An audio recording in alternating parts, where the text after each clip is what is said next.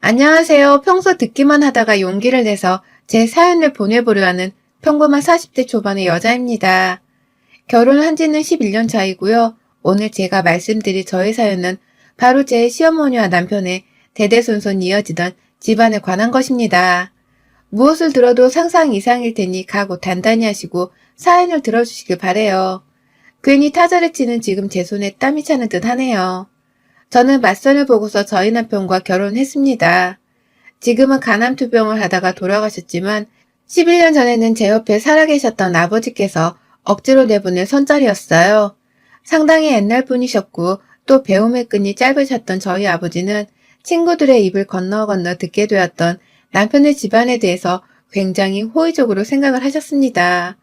시댁이 저희 친정과 가까운 동네에 자리에 있어서 서로 아는 사람들이 몇몇 있었거든요.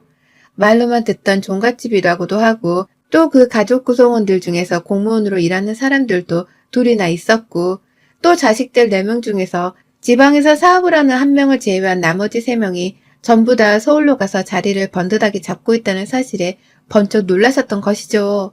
지금이야 뭐 대다수의 사람들이 직장을 구하거나 대학을 가기 위해 서울에 자리를 잡고 살고 있으니 서울살이가 여기저기 익숙하기도 하고 SNS가 발달되어 있어서 영상이나 사진으로도 서울 모습을 쉽게 접할 수가 있다지만 예전은 그러지 않았거든요. 저희 아버지 세대 때만 하더라도 누구 연고가 있거나 직장을 옮겨서 가지 않는 이상은 쉽사리 도전하기가 쉽지 않은 도시였습니다. 더군다나 시골살이가 익숙했던 저희 아버지 혹은 어머니껜 더더욱요. 그렇다 보니 아버지는 저를 억지로라도 서울에 대학을 보내려 하셨고 또 결혼도 서울 사람이랑 어떻게든 치르게 하려 하셨어요.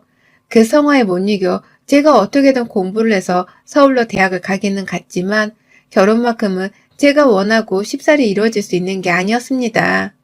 저는 어떻게든 서울에서 직장을 잡고 열심히 살면서 하루하루 만족을 하고 있었는데 늘 결혼을 빨리 하지 않고 있다며 딸 걱정만 하시던 아버지가 급기야 주변에 있다는 종갓집의 대단한 집으로 저를 어떻게든 맞선을 보게 만드셨죠. 보잘것없는 친정이었고 돈이 많은 집도 절대로 아니었습니다. 아버지는 그 당시부터 몸이 편찮으신 분이셨고 그래서 저희 어머니가 그 시골에서 밭일하고 시장 나가며 장사를 해서 돈을 벌고 계신 집안이었습니다. 그런데 이런 집안의 딸과 자신의 아들을 맞선 보게 해주겠다고 선뜻 허락을 했던 그 당시의 시댁이 좀 의아하긴 했었습니다. 어째서 나의 조건을 이리 선뜻 허락해 주셨나 싶어서 많이 좀 이상하긴 했지만 그래도 일단 맞선 자리가 생겼고 또 아버지가 소개를 시켜주신 것이라면 분명 나에게는 나쁜 자리가 아닐 것이라고 생각을 했는지라 그 자리에 나섰어요. 거기서 남편을 처음 만났고요. 저희는 둘 다 집이 지방이었는지라 자취를 하고 있었는데 자주 서로 밖에서 만나 데이트도 했고요. 그 당시 서울에 같이 거주를 하고 있던 남편의 다른 형제들이었던 두 형님과도 몇 번 왕래를 했었습니다. 그러다가 결혼하게 되었고 살림은 서울집에 차리게 되었어요. 그런데 참 이상하죠. 결혼을 했는데 저는 마치 서울에 살지 않은 듯한 묘한 기분을 느꼈어요. 시어머니의 너무 잦은 연락과 관심 때문이었습니다. 남편에게는 지방에서 사업을 하는 큰 아주버님이 한 분 계시고 남편은 막내이자 차남이었거든요. 그런데 결혼해서 보니 지방에 사신다던 그 아주버님이 시부모님이랑 완전히 연을 끊었더라고요. 결혼을 하셨는데 고부관계 때문인지는 잘 모르겠지만 부부가 둘 다 시부모님이랑 사이가 많이 안 좋으셨다고 하고 그래서 제가 결혼을 할 당시에는 연락도 제대로 하지를 않고 지낸다 하셨어요.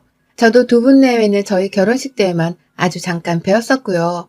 그렇다 보니 결혼을 하고 나니까 저희 남편이 이 집안의 장남 같고 제가 이 집안의 맏며느리 같은 존재더라고요. 뭐 거기까지는 가족들 사이가 그렇다고 하니 충분히 이해를 하고 받아들일 수 있었습니다. 하지만 문제는 그 다음이었죠. 지난 결혼 11년간 저희 시어머니께서는 맏며느리라는 존재는 무조건 자신에게 복종을 하고 무릎을 조아려 하는 그런 하찮은 존재로 생각을 하셨어요. 말투에서부터 모든 걸 느낄 수 있었죠. 일단 시어머니는 제가 결혼을 하자마자 일을 그만두라고 명령을 하셨고요. 그 이유는 다름 아닌 2세를 생산해야 하기 때문이라고 말씀하셨습니다. 정확히 2세를 낳는다도 아닌 2세를 생산한다는 굉장히 이상한 단어를 쓰시며 말씀을 하셨고요. 그 후 저는 남편까지도 나서서 일을 그만두고 그냥 아이를 낳는데 시간을 쏟아보자. 라며 말을 하는 바람에 직장을 관두게 되었어요. 하지만 그 후 바로 이상한 낌새가 느껴졌죠. 일을 그만두고 나니 시어머니가 제게 자꾸만 주부니까 시간이 남아 돌 거라면서 시댁에 오라고 하는 겁니다. 거리상으로 제가 직접 운전을 해도 반나절이 걸릴 곳인데 자꾸만 오라고 말이죠. 제가 그 당시 수능 끝나고 받았던 운전면허증이 있긴 했지만 단 한 번도 제 차를 사본 적이 없어서 운전을 해본 적이 없었거든요. 그런데 옆에서 시어머니가 하도 시댁에 빠릿빠릿하게 그리고 자주 내려오라고 성화를 내시는 바람에 저는 직접 운전도 배워야 했어요. 한번 그렇게 내려가면 저는 너 그냥 오늘은 집에 가지 말고 우리 집에서 자. 내가 네 남편한테 잘 얘기할 테니. 라고 하면서 저를 급기야 외박까지 시키며 시댁에 묶어두셨고요. 그렇게 가면 저는 늘 여유란 게 없이 뭘 참 많이도 했습니다. 김장철엔 김장을 담그고 곶감을 멜 땐 또 곶감 말리는 걸 도와드리고 철마다 집안 연례 행사나 다름이 없는 제사가 찾아오면 맏며느리답게 또 모든 제사를 며칠간 준비하며 차려내고 정말 이 짓거리를 결혼하자마자 시작했어요. 아버지가 잘 살라고 해서 서울로 대학까지 보내주셨고 그래서 내 꿈 가지고서 서울에서 직장 다니며 잘 살고 있었는데 이런 저를 한순간에 시골 마을로 평일 내내 왕래를 하며 남의 집 제사나 차려주고 남의 집 어머니를 떠받드는 꼴로 만들어버렸습니다. 결혼이란 제도가 한순간에 저라는 여자를 그렇게 만들어버렸어요.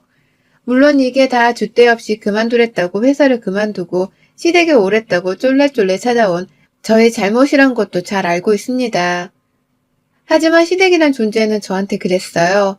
반항을 하면 분명히 나를 미워하실 게 뻔한데 나는 남편이랑 평생을 살 각오로 결혼을 한 것이었기에 시어머니로부터 받을 평생의 미움이 너무 무서웠습니다. 그렇게 미움을 받으며 남편이랑 잘 지낼 자신도 없었고요. 그래서 내가 이혼을 하지 않는 이상 시어머니와 관계를 무조건 잘 챙겨가면서 좋게 이어나가야 한다 여겼어요. 사회생활을 잘해서 오래도록 살아남으려 하듯이 말입니다. 하지만 이로 인해서 저는 마음의 병을 정말 제대로 얻었어요. 저는 평일에도 수시로 시댁을 왔다 갔다 하면서 왕래를 했어요. 이럴 바에는 그냥 차라리 좀 더 회사를 다니며 서울 생활을 하다가 자연스럽게 서울에 살고 있는 사람을 만났으면 어땠을까 하는 생각도 들 정도였죠. 내가 도대체 어디에 살고 있는지 분간이 안 갈 정도로 시어머니는 저를 주기적으로 시댁에 불러대셨습니다. 그러고 나서 바로 옆에 친정이 가까이 있으니까 저도 저희 부모님 얼굴이 보고 싶어서 친정에도 한번 가보려 했습니다. 그런데 그럴 때마다 시어머니는 귀신같이 저를 눈치채고서는 너 친정갈 생각 하지 말고 바로 서울 올라가서 네 남편한테 이거 해먹어야 한다. 이거 금방 상하는 거라서 네가 조금만 게으름 피우면 네 남편한테 못 먹이는 거야. 알았어? 내가 네 남편한테 전화해서 먹였는지 안 먹었는지 다 확인할 거야. 라면서 말씀을 하셨어요. 꼭 쉽게 상할 만한 생선 같은 요리를 제 트렁크 안에 보란 듯이 실어 놓으시고는 빨리 서울에 가서 자기 아들한테 이걸 먹이라는 말을 신신당부하셨습니다. 그걸 처음에 전혀 눈치채지 못하고 네 하면서 넙죽 받아서는 서울로 늘 빠릿하게 돌아가곤 했는데요. 이것도 제가 나중이 되어서야 눈치를 챘어요. 그냥 며느리가 친정에 가는 꼴을 보고 싶지 않아서 빨리 서울로 보내버리려고 어머님이 낸 꾀였습니다. 그러다가 7년 전 내내 임신이 되지 않아서 시댁 그리고 남편의 눈치를 보고 살던 그때 시어머니가 제게 돌이킬 수 없는 큰 죄를 저지르셨습니다. 어처구니 없게도 그 죄를 저지른 시어머니께서는 절대로 자신이 잘못했다고 인정도 하지 않으셨고 또 그 죄에 대해서 인지조차 못하셨어요. 저는 그날의 1분 1초도 다 기억을 하고 있었습니다. 그날도 시어머니가 시댁에 좀 오라면서 아주 성화를 내시는 바람에 다음날 불이 났게 시댁을 찾아갔습니다. 하라는 임신을 하지 않은 채 언제까지 홀몸으로 그렇게 있을 거냐면서 도착을 하자마자 저한테 삿대질을 하며 혼을 내시더라고요. 임신도 못하는 애인 줄 알았으면 감히 우리 집에 들이질 않았다고 하면서 말이죠. 그때 어머님께서 처음으로 그런 말씀도 하셨어요. 내가 너 대학 좋은 데 갔길래 대가리 하나는 좋은 줄 알고서 결혼을 한 건데 임신도 못하고 있는 거 보니 머리를 제대로 굴렸을지도 모르나 보다. 그렇지 않고서야 어쩜 이렇게 온 가족들을 다 기다리는 임신 소식 하나를 들고 오지를 못하는 거니? 라고 말이죠. 내가 단지 남편보다 좋은 대학을 나왔다는 것 때문에 머리가 좋을 거라 생각을 해서 결혼을 허락하셨다고 하는 어머님의 말씀이 좀 많이 충격이었습니다. 그래서 그렇게 별 볼 일 없는 우리 집을 사돈으로 맞이하신 거고, 그래서 나를 이렇게 함부로 대해도 되는 줄 알고서 쉽사리 굴려먹으려 하는 거구나 하는 것도 알아차렸죠. 혼이 나서 기분이 나쁜데 자존심도 너무 상했고요. 그런 말을 그렇게 뻔뻔하게 하는 시어머니가 너무 미워서 눈을 어디다 둬야 할지 모르겠더라고요. 눈물이 나오려고 하는 모습을 너무 창피했던 나머지 보이고 싶지가 않았습니다. 그런데 시어머니는 그걸 보면서 너 지금 나한테 눈을 부라린 거냐? 라고 하면서 아주 노발대발을 하셨어요. 그때부터 거의 1시간 가까이 임신과 머리가 나쁘다는 것에 대한 폭언을 들어야 했고요. 바로 옆에 계시던 시아버지께서는 쟤는 또 혼이 나야 돼. 라고 하면서 오히려 시어머니의 화를 더욱 북돋아주는 발언까지 서스럼없이 하셨어요. 그 바람에 저는 시댁 시골 마당에서 거의 무릎까지 꿇은 채로 혼을 받아야 했고, 그 바람에 제 가방 속 핸드폰을 제대로 확인하지도 못했습니다. 전화가 울리길래 가방을 꺼냈고 핸드폰에 뜬 엄마의 이름에 전화를 받고 싶었는데요. 시어머니가 하던 짓을 멈추라면서 마당 위에 있던 잡초를 던지신 바람에 제 눈에 흙이 들어갔어요. 그날 저는 어이가 없는 이유로 혼이 나다 눈에 흙까지 쳐맞아서는 읍내에 있던 안과에 실려가도 도망쳐 갔어요. 혼자 운전을 해서 찾아가서는 치료를 받았고, 그제서야 차 안에서 눈물도 안 나올 채로 멍하니 생각이란 걸 하게 되었죠. 내가 왜 이러고 살고 있나 싶어서 말이죠. 나 그냥 이대로 더 못 살고 이혼을 해야겠다 싶은 나머지 독하게 마음을 먹고 핸드폰을 찾았고요. 제 딴에는 시모한테 큰소리 한 번을 떵떵거리며 해보려고 핸드폰을 찾은 것이었습니다. 그런데 엄마한테 거의 수십 통의 부재중 전화가 와 있더라고요. 그리고 그제서야 문자의 통화 내역을 다 찬찬히 확인을 한 후에 제가 단단히 큰 실수를 했다는 것을 알았어요. 아버지가 돌아가셨더라고요. 아버지 돌아가시는 그 순간에 엄마가 계속 연락을 하셨는데 저는 그 연락을 시어머니께 혼난다고 받지를 못했었더라고요. 그러다가 제가 흙까지 눈에 맞는 바람에 안과를 가느라 시간은 더욱 지체가 되었고, 그 사이 아버지는 내내 저를 기다리다가 세상을 뜨셨습니다. 갑작스런 간경변이 진행되는 바람에 쭉 입원을 하고 계시긴 하셨는데 갑자기 오전부터 상태가 좋지 못하셨다고 하더라고요.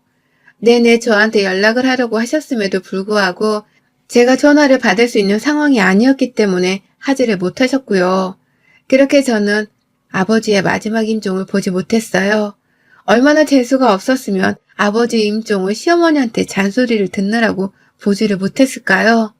스스로 이런 생각을 하다 보니 내 자신이 너무 못나 보이고 정말 딱하게 그지 없었습니다. 그러다 보니 이혼이 하기 싫어지대요. 내가 왜 이혼을 해야 하나 싶더라고요. 나한테 해준 것도 없이 괴롭히고 아빠 임종도 못 보게 만든 시어머니를 그냥 그래도 떠나듯이 이혼하고 도망치려 하는 건 제대로 된 복수가 아니지 않나 싶었습니다. 그래서 제 생각이 꼬리에 꼬리를 물다가 결국 복수심으로 들끓었어요. 저는 남편과 이혼하지 않은 채 아버지 상을 다 치르고 나서 곧장 서울에서 재취업을 했어요. 취업을 했다는 소식에 시어머니는 아니나 다를까 난리를 피우셨고요. 저희 큰아주버님네가 딸들밖에 없는데 시어머니가 또 그걸 빌미로 얘기를 꺼내면서 빨리 아들을 낳아야 하는데 어딜 취업을 하냐며 당장 그만두라 하시더라고요. 그래서 제가 말씀드렸죠. 점집에 가서 애가 언제 들어서냐고 했더니만 지금 밖을 돌아다녀야 애가 들어설 기운이 찾아온다 했다고 말이죠. 지금 밖을 돌아다녀야 애가 내년에 생길 텐데 라고 하면서 점집 얘기를 하고서는 병원에 가서 검사도 다 받고 내 몸에 이상이 하나 없다 했다는 말씀을 드렸어요. 그랬더니 어머님도 그게 순간 솔깃하셨는지 밖에 어딜 다니래? 라며 관심을 보이시더라고요. 그렇게 저는 1년 그리고 2년 그렇게 쭉 시어머니의 성화를 매번 들을 때마다 무당 얘기, 병원 얘기, 하다못해 남편 몸이 부실하듯 하여 보약을 먹이며 절에 기도를 드리러 다녀왔단 얘기까지 돌려가면서 어머님께 말씀을 드렸어요. 나는 최선을 다하고 있고 이제 조금만 더 참으면 애가 찾아올 거라는 말을 말입니다. 내 몸도 다 준비가 되어 있고 기운도 슬슬 차오르고 있고 남편의 몸도 보약을 먹여가며 옆에서 성심성의껏 챙기고 있으니 절대로 걱정을 하지 말라고 말이죠. 그렇게 살다 보니 7년이나 지나버렸고요. 어머님도 슬슬 지치기 시작하셨는지 저를 보면 애타령은 하고 싶은데 더 말하기가 싫다는 듯이 너 애는 라며 말을 흐리곤 하셨어요. 괜히 물어보려 하다가 제가 또 무당이 무슨 말을 했냐면요. 라면서 점집 얘기를 꺼내려 하는가 싶으면 아니다 됐어. 그 얘긴 그만해라. 라고 하면서 제 말을 잘라먹으셨죠. 그걸 옆에서 지켜보는 저는 늘 속으로 한바구음이 지어졌고 시어머니에 이어서 시아버지까지 집안의 대가 끊기는 게 아니냐면서 골머리를 앓으며 가슴조리 하시는 모습을 볼 때마다 환호를 질렀습니다. 그렇게 저는 임신할 생각이 추워도 없으면서 어떻게든 애를 가지려고 최선의 노력을 다하고 있다는 것을 보여드리려고 했어요. 정말 최선을 다해서 내가 애를 낳으려고 마음먹고 있다는 것을 말이죠. 그러는 와중에 제 나이는 40대 초반이 되었고요. 제 남편은 이제 40대 중반이 되어 곧 쉰을 바라보게 되었어요. 시부모님께서는 진작에 흰머리로 머리카락이 가득 채워졌고 이제는 뭐 더 나이가 드셔서는 입만 나불거리기만 하지 이전처럼 모래를 저한테 던진다는 식의 힘은 절대로 쓰지를 못하셨습니다. 그러다 지난 추석에 남편이랑 시댁에 내려갔다가 남편이 술을 잔뜩 먹고 취했어요. 시부모님 앞에서 말이죠. 그러고서는 남편이 저한테 소리를 질러버리고야 말았습니다. 야, 너는 서방이 따로 있냐? 내가 네 서방인데 나랑 잠자리를 가지지도 않고서 어떻게 애를 낳겠다는 거야? 이 뻔뻔한 거짓말쟁이야. 라고 하면서 저를 향해 술주정을 퍼붓더라고요. 그 바람에 종갓집 어르신들이 다 우리 집에 와 있는 중이었는데 저희 시부모님이 남편 입을 틀어막고 저는 저대로 신이 나서는 남편 말에 맞짱을 떴습니다. 더 소란을 피우기 위해서 말이죠. 내가 너랑 아이 가지려고 얼마나 노력했는데 라면서 말을 실실 웃으며 말을 했더니만 남편이 그러더라고요. 야, 네가 언제 나랑 잤다고 그래? 너 이씨 장인어른 돌아가시고 나서 나랑 한 번도 안 잤잖아. 너 우리 엄마 꼴 보기 싫다고 나랑 잠자리를 매번 거절했잖아. 라고 말이죠. 재차 제가 자신이랑 잠자리를 지난 7년간 거부를 했다는 말을 시부모님과 온갖 종갓집 식구들 앞에서 폭탄 선언을 하듯이 뱉어내 버렸어요. 그러는 바람에 저희 시부모님은 처음엔 술주정인 줄 알았다가 이게 술주정을 방자한 고해성사가 아닌가 싶으셨는지 저를 동시다발적으로 쳐다보기 시작하셨고요. 그와 동시에 주변에 있던 온갖 어르신들까지 전부 다 저를 쳐다보면서 당장 변명이라도 해보라는 식으로 노려보기 시작을 하자 저는 외쳤습니다. 그제서야 사실을 떵떵거리면서 말했습니다. 그래요. 나 그동안 이 집 장손이랑 잠자리 안 가졌어요. 됐어요? 라고 말이죠. 집안의 씨를 확 끊어버리려는 거 차마 약은 타먹이고 싶지 않아서 가장 정직한 방법으로 임신을 회피했다고 당당하게 말씀을 드렸습니다. 시어머니의 얼굴을 아주 반듯하게 쳐다보고서는 뭐 내가 잘못한 거 있어요? 요즘은 시댁에서 부부 사이 일도 간섭을 하나? 라고 하면서 더욱 적반하장으로 소리를 질러댔죠. 불만 있으면 이혼을 시키라고 나도 이혼을 할 준비가 되어 있으니 이혼을 시키라면서 소리를 질렀습니다. 그러자 시아버지는 노발대발, 시어머니는 주변 식구들 귀를 틀어막는다고 난리법석. 정말 난장판도 그런 난장판이 따로 없었어요. 하지만 시부모님 중에서 어느 누구도 저한테 이혼하라고 큰 소리를 칠 수 있는 사람은 없었습니다. 오히려 이혼이란 말에 숨을 헐떡이면서 가족들의 눈치를 살피기 시작했죠. 왜냐면 이 집 구석은 종갓집이라서 이혼도 함부로 시킬 수가 없거든요. 이혼 도장을 찍은 사람이 있기라도 하면 사돈의 팔촌까지 나서서는 왜 이혼을 했냐고 감히 어떻게 이혼을 했냐면서 잡아 뜯어버릴 게 뻔한 집구석이었습니다. 그러니 시부모님은 첫째 아주버님네도 이혼을 한번 시켜보지도 못한 채 큰며느리가 마음에 안 든다면서 그냥 가족에게서 배제를 시켜버렸더라고요. 저도 그걸 안 지는 얼마 안 되었고요. 시부모님이 하나 남은 아들까지 이혼을 시키지 못하실 거라는 걸 잘 알았기에 제가 마음에 안 든다는 이유로 가족에게서 배제를 시키려고 하지 않으실 거라는 걸 잘 알았기에 저는 더욱 당당하게 남편과의 잠자리를 거부했던 걸 인정했고요. 시어머니께 이게 다 당신 때문이라 큰 소리를 더 쳤습니다. 당신한테 눈두덩이 쳐먹고 병원에 갔던 날 우리 아버지 돌아가셨던 거 기억하죠? 며느리가 지 아버지 임종도 못 보게 해놓고서 뻔뻔스럽게 손주를 요구하십니까? 제가 그 꼴을 겪고도 어머님께 손주를 안겨드릴 줄 알았어요. 말도 안 되는 소리. 당신 아들이 밖에 나가서 혼외자식을 낳아오지 않는 이상 내 몸에서는 당신네 핏줄은 절대 안 나올 거예요. 당신네 집구석 대를 끊어버리고 말 거라고. 라면서 취한 남편을 두고서는 저 혼자 친정집으로 가버렸네요. 이게 바로 지난 추석에 있었던 일입니다. 남편은 취해서 무슨 말을 했는지도 기억을 못하고 있다가 다음날 술에서 깨서는 시아버지한테 한 바가지 얻어맞고서는 저한테 연락이 왔어요. 어제 저지른 일에 대해서 같이 수습을 하자고 말이죠. 자기도 힘든데 저하고 이혼은 못하겠고 열심히 살아보려 노력을 했더니 이제라도 마음 풀고서 같이 시댁에와 사과를 드리자고 말이죠. 솔직히 말하면 남편도 불쌍한 놈이었어요.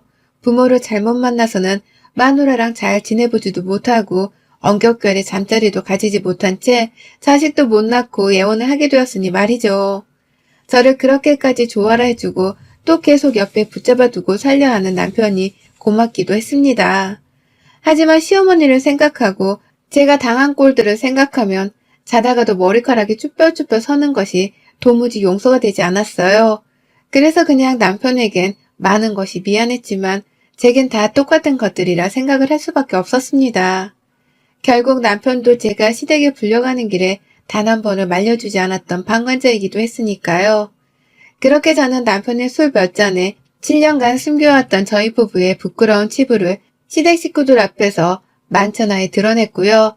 동시에 집구석의 대를 끊어버리겠다는 짜릿한 경고를 시부모님께 남긴 채 더 이상 시댁 식구들과의 연락은 일절 끊어버렸습니다. 더 이상 연도 없고 시댁에 불려갈 일도 없을 거고요. 아직 충격에서 못 태어나왔는지 시어머니 연락이 없으신데 오기만 하면 보란듯이 약을 올리고서는 전화를 끊어버리려고요. 니네 집 대가 끊겼는데도 여태 정신 못 차리고 나한테 시집살이를 시키려 전화를 한 거냐면서 잔뜩 약 올릴 준비를 하고선 핸드폰을 잡고 대기 중입니다. 그 와중에 남편하고는 일단 화해를 하고서 잘 지내보려 하는 중이지만 그럼에도 잠자리는 앞으로도 없을 거고요. 뭐 정하고 싶으면 남편한테 거기를 묶으라고 했는데 지금 남편 표정이 진지한 걸 보니 조만간 이 사람이 진짜로 자기 것을 묻고 나타날 것 같습니다. 그러면 결론적으로 시부모님께는 큰일 날 일인데 저한테는 좋은 일이겠죠.